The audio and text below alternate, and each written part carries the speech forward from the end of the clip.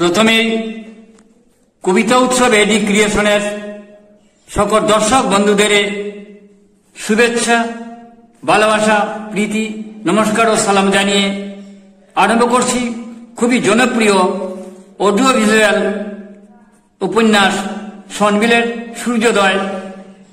দক্ষিণ আসামের করিমগঞ্জ জেলার এশিয়ার দ্বিতীয় বৃহত্তম বিল সনবিল। এই সনবিল নিয়ে সনবিলের সূর্যোদয় উপন্যাস। সনবিল অঞ্চলের মানুষের আশা, আকাঙ্ক্ষা, প্রেম, বেঁচে থাকা লড়াই, সেই সঙ্গে লোকায়ত সংস্কৃতি, পরম্পরা, ধর্ম ও লোকবিশ্বাসকে কেন্দ্র করে এই উপন্যাস এগিয়ে গেছে। তাহলে দর্শককে পূর্বকথার একটুখানি প্রসঙ্গ ধরিয়ে দিচ্ছি। সনবিল নিয়ে গবেষণা করতে এসেছে অত্যাধুনিক প্রযুক্তির সুশিক্ষিত ডাটা বিশেষজ্ঞ নিলয় দত্ত। সে এক বিদেশি ফার্মের উচ্চতম কর্মকর্তা। একসময় ভোগবাদী বিত্তবান পরিবারের সুশিক্ষিতা সুন্দরী রমণী তানিয়ার সঙ্গে ঘনিষ্ঠ সম্পর্ক ছিল, কিন্তু তানিয়া বাড়িতে জীবন যাপন থেকে দূরে পাশ্চাত্য ভোগবাদী সভ্যতার আসক্ত ছিল। বাবা ছিলেন আইএস অফিসার, কেন্দ্রীয় সরকারের ঊর্ধ্বতন কর্মকর্তা। বাবার বুক সর্বস্ব জীবন, তার মায়ের প্রতি দুর্ব্যবহার এবং মায়ের আত্মহত্যায় তানিয়া ভারতীয় পরম্পরার প্রতি বিরূপ ভাব পোষণ করত। সে চেয়েছিল নীলের সঙ্গে গেট টুগেদারের জীবনযাপন করতে, বিবাহ নয়। এই নিয়ে তানিয়াও নীলের বিচ্ছেদ হয়। ভোগবাদী জীবনযাপনের মুহে তানিয়া বিদেশে পাড়ি দিয়েছিল। পরবর্তীতে আমেরিকায় ডেঙ্গু হওয়ায় আসামের এক আদর্শবাদী পিতৃসম ডাক্তারের সান্নিধ্যে আসে। বাচ জীবনবোধ জীবনচর্চায় আকৃষ্ট হয়, নিজের ভুল বুঝতে পারে। সেই তানিয়া এখন পরিবেশ বিজ্ঞানী। পরিবেশ নিয়ে গবেষণা সূত্রে সেও সনবিলে এসেছে। ঘটনা চক্রে দুজনের সঙ্গে সনবিলের রাস্তায় দেখা হয়ে যায়। দীর্ঘদিনের বিচ্ছেদ হঠাৎ করে সনবিলে এসে আবার গভীর প্রেমে রূপান্তরিত হয়ে যায়। এখন নিলয় দত্ত ও তানিয়া একেবারে কাছাকাছি। সনবিল নিয়ে যে দুষ্ট চক্র সক্রিয় হয়েছে, জল ও মাছ নিয়ে রাজনীতি, তার প্রসঙ্গে এই উপন্যাসে রয়েছে। গা ছমছম করা রহস্য, রোমাঞ্চ ও লোকগানে এই পর্ব আপনাকে আপ্লুত করবে। শেষ পর্যন্ত দেখবেন কিন্তু। তাহলে শুনুন সনবিলের সূর্যোদয় উপন্যাস আজকের পর্ব। সনবিলের সূর্যোদয়। বরেন্দ্র মহাজনকে সাপে জড়িয়ে ধরেছে। গেছো সাপ লাফিয়ে লাফিয়ে পড়েছে তার গায়ে।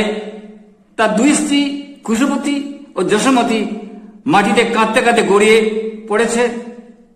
বরেন্দ্র মহাজনের ছেলে এইসব দেখে হতভম্ব হয়ে গেছে।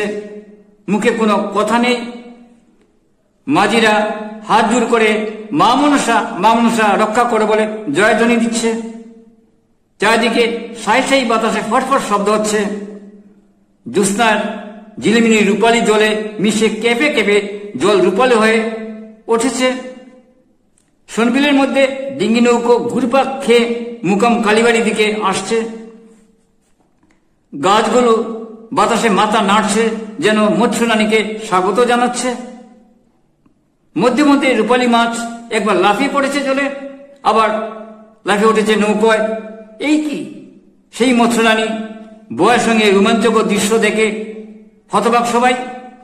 মাঝিদের বউ ছেলে চুকরা কেবল বলছে রক্ষা করো।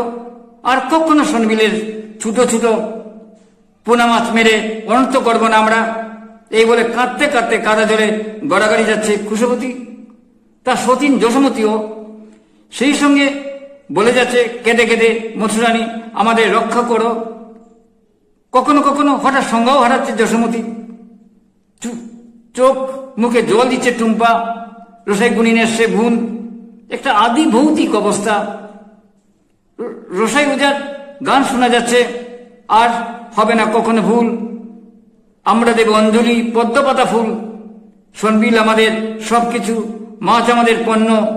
মৎস্যরানী বেঁচে আছি তোমার দয়ার জন্য। জল আমাদের জীবন, সনবিল আমাদের ধাত্রী। মৎস্যরানী একটু দয়া করে গুছিয়ে দাও আধার কালো রাত্রি। আর হবে না কখনো ভুল, আমরা দেব অঞ্জলি পদ্মপাতা ফুল। সনবিল আমাদের সব কিছু, মাছ আমাদের পণ্য, মৎস্যরানী বেঁচে আছি তোমার দয়ার জন্য। জল আমাদের জীবন, সনবিল আমাদের ধাত্রী। মৎস্যরানী একটু দয়া করে গুছিয়ে দাও আধার কালো রাত্রি। রসায় চিৎকার করে মনসা মন্ত্র পড়ে যাচ্ছিল, তার সঙ্গে সুর করে দোয়া দিচ্ছিল তার চেলা কটামণি ও সোনামণি। সনবিলের জলে তখন নেমে দাঁড়িয়ে রয়েছে গুরিন, রসাই ও তার চেলা। কলার ভেলায় ভাসছে 3টি নৈবেদ্য ফুল ও প্রদীপ। সনবিলের জল কেঁপে কেঁপে ঢেউ উঠেছে, তবুও ভেলার 3টি নৈবেদ্য প্রদীপ নিভছে না বা ডুবছে না। এটা কেবল মৎস্যরানীর অলৌকিকতা। গ্রামের বধূ, চাষের বউ, মেয়েরা, মাঝি ও জেলেরা সবাই ঘন ঘন উলু ধ্বনি দিচ্ছিল। আকাশের পাখিদের ঝাঁকের শব্দ হলো। আকাশে পাখিতে যা উঠছে, চারদিকে ভেসে বেড়াচ্ছে সুগন্ধি ফুলের গন্ধ। শোনা যাচ্ছে ঝিঝি পোকার ডাকও। নকি একেবারে রসাই ওজার কাছে। রসাই ওজা কেবল চিৎকার করে মন্ত্র পড়ছে, তুমি হলে প্রাণদাতা, জেলেদের গুরু, তোমার নাম দিয়েই জীবন করি শুরু। তুমি দুষ্ট হলে হবে মুদের অনেক পাপ, মা মনসা করবেন না কখনো মাপ। তুমি হলে প্রাণদাতা, জেলেদের গুরু, তোমার নাম নিয়েই জীবন করি শুরু। তুমি দুষ্ট হলে হবে মুদের অনেক পাপ, মা মনসা করবেন না কখনো মাপ। বরেণ্য মহাজনের অত্যাচারে, দুর্ব্যবহারে সনবিলের মাঝি ও জেলেরা অতিষ্ঠ। রসাই গুনিন কতবার তাকে বলেছে, মহাজনদা একটু সংযত হও, সনবিলের জল ও মাছ নিয়ে এত রাজনীতি করো না, কে কার কথা শুনে। সে মাঝিদের চোরা আর মহাজল বাড়ান দিয়ে গুন্ডামি কায়েম করেছে। ছি, তার একটা মাছের আড়ত আছে, পাইকারি অল্প রেটে মাছ কিনে চোরা দামে শহরে মাছ সাপ্লাই করে। তার সঙ্গে নাকি মন্ত্রী এমএলএদের খুব মিল। এখন কোথায় গেলে এরা, যত সব। রসাই ওজার মন্ত্রগুণে একেবারে তার কাছাকাছি এসেছে মৎস্যরানীর ডিঙ্গি, নৌকো। সে তো অনেক অনেক কিছু জানে।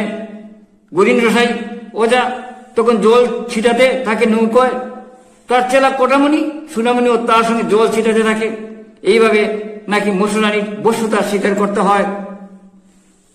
এদিকে মুকামে বাজি দিয়েছে বরেন্দ্র মহাজনের ছেলে। কজন জেলেও তার সঙ্গে ছিল, মাঝিরাও ছিল। এদিকে বাতাসের ঝাপটা এখন কিছুটা শান্ত। মৎস্যরানী আবার লাফিয়ে উঠেছেন নৌকায়। নৌকা এখন শান্ত হয়ে মুকাম ঘাটের খুব কাছে, যেখানে হিজল গাছ রয়েছে। বাসজীবের মাথায় চাঁদ এসে উকি মেরে সব কিছু দেখছে। বরেন্দ্র মহাজনের গলা থেকে সাপ দুটো তাকে ছেড়ে দিয়েছে। এখন মৎস্যরানীর নৌকো উঠেছে সাপগুলো। বরেন্দ্র মহাজন যখন গঙ্গাচ্ছে, তার সমস্ত শরীরে বিষে বিষে নীল, মুখে ফেনা বেরোচ্ছে, তবে মরেনি, ঘন ঘন শ্বাস পড়ছে।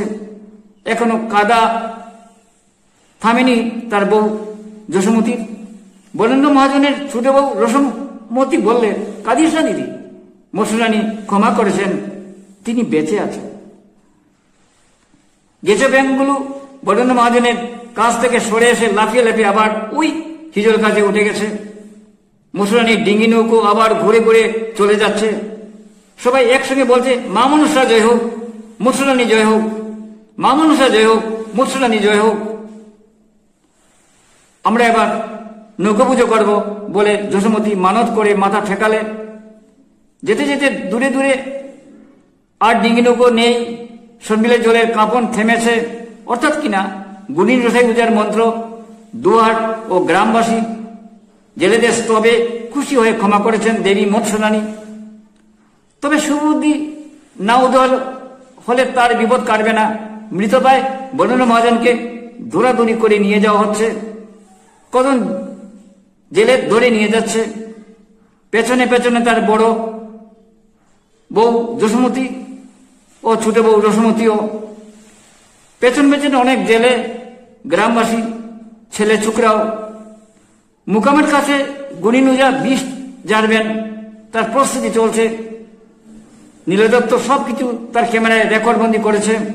নীলে বলল, রহস্যময় এই আদি ভৌতিক অবস্থায় শিহরণ যাচ্ছে প্রতি মুহূর্তে। তানি বলল, আমি এই মন্ত্রগুলো নোট করেছি, আমার গবেষণা অবশ্যই কাজে লাগবেই। চলো আমরা মুকামে যাই, দেখি কি হচ্ছে। বরেন্দ্র মহাজনকে নিয়ে আর কি কি হয়। দুষ্ণত কোনো পৃথিবীময় তার মায়াবী আঁচল ছড়িয়ে দিচ্ছে। তা নিয়ে বলল, আমার কি জানি ভয় হচ্ছে। এই বলে নীলে দত্তের হাত ধরে হাঁটতে লাগলো। দূরে দাঁড়িয়ে রয়েছেন চিকিৎসক লক্ষণ দাস, তাকে দেখা যাচ্ছে তিনি দাঁড়িয়ে সবকিছু দেখছেন। নমস্কার। কবিতা উৎসব এডুকেশন অনুষ্ঠান শুনুন, দেখুন, আমাদের পাশে থাকুন। প্রকৌশলগত অনেক ত্রুটি থাকা সত্ত্বেও, উপস্থাপনার অনেক খামতি থাকা সত্ত্বেও, কেবলমাত্র বিষয়ে বৈচিত্র্য, নান্দনিক গুণের জন্য দেশে বিদেশে হাজার হাজার দর্শক এই অনুষ্ঠানটি দেখে থাকেন। আপনিও দেখুন, পরামর্শ দিন। কবিতা উৎসব এডুকেশন আমাদের কবিতার চ্যানেল, তবু আমরা গবেষণামূলক অনুষ্ঠান পরিবেশন করে থাকি। দেখতে থাকুন, ভালো লাগবেই। নমস্কার।